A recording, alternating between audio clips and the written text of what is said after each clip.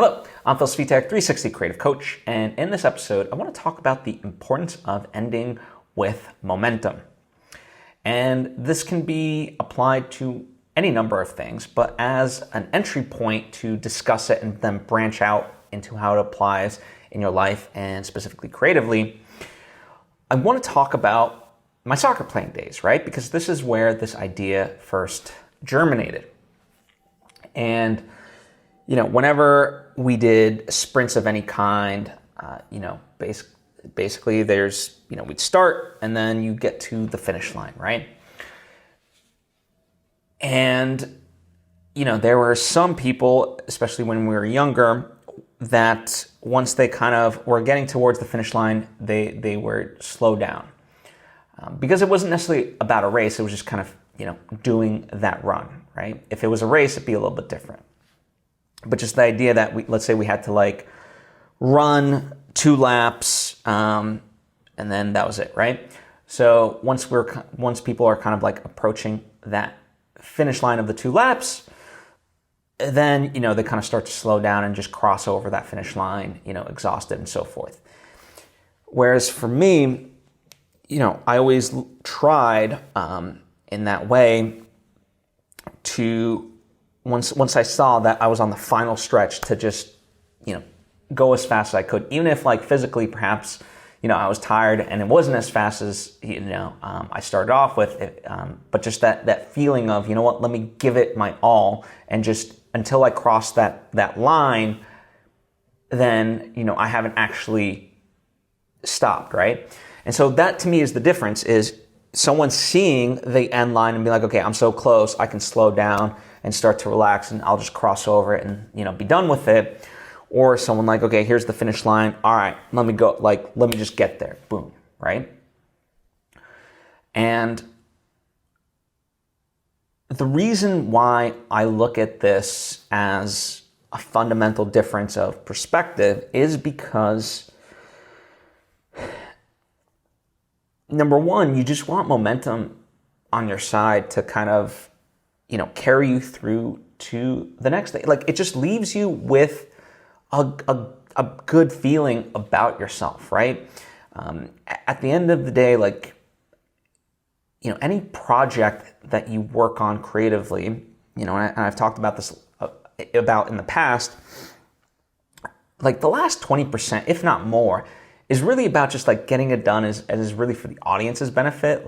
You're creatively, you've done it, you've fulfilled everything you want about it, you already think it's good, but any tinkering that you do is really for the audience's benefit, right? So you kind of, same way in terms of running, you're essentially hitting a wall and you're I just want to be done with this, right?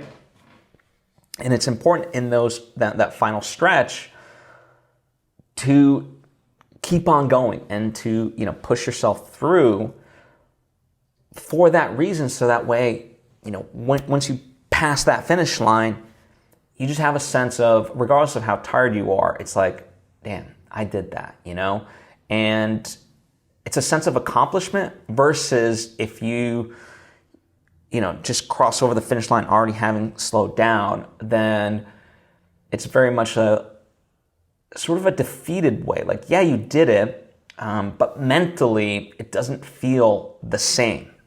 And that's the distinction that I'm etching away at, right? That idea of you can feel proud of yourself and having done it, or just, even though it's seemingly very minor, walk away from it okay, all right, I did that. That was exhausting. It's done. All right, whatever. Minor, but key. And, especially another thing that I've learned from sports is, the higher up you go in terms of level, so the closer you get to the professional level, and then certainly in the professional level, the difference between winning and losing is often those very, very small details. And when I consider just the creative journey of any artist, many have the talent. But the reason I call myself a 360 creative coach is because I also apply mental fortitude to that. Because it's not enough just to have the skill and talent. Like, life in general throws so much at us, right? And if we're not able to navigate that properly, we'll be defeated by it, right? And so having a sense of perspective and accomplishment with what we do matters. And, you know, you can extrapolate this to the macro, right? Finishing a project strong, but also, you know, let's say, you know, you're gonna write every day for an hour. And then, you know, you've written for 55 minutes and it's been going well, and you look at the clock, you're like, okay, I got 5 minutes. Oh, whatever, I can kind of just slow down a little bit and whatever. It's like, you know what? Why not? Like, if you committed to the hour, finish that hour strong, right? Why not? And that's a key thing in general for me, is I always look for ways to, you know, just push myself just a little bit more with just everything, right? So if I'm even at night reading a book, right?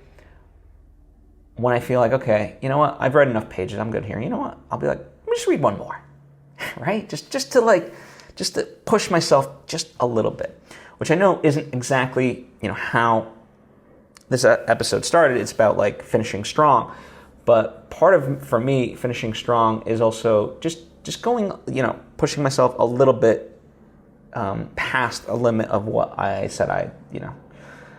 So I hope that helps in some sort of way. I know it can be sort of very heady, but there's a number of ways to apply this, and like knowing larger context of it.